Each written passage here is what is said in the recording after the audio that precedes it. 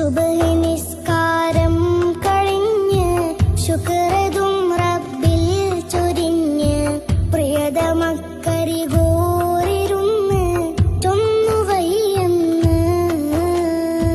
പൊന്നു മസ്ഊദ് ഉസ്താദോരും എന്നും തൂക്കമിലാക്കി നമ്മെ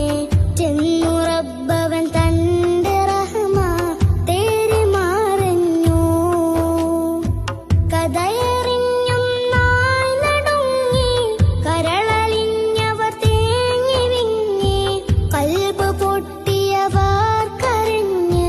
നീരി പൂകഞ്ഞ് സുബ്ഹി നിസ്കാരം കഴിഞ്ഞ് ശുക്രതു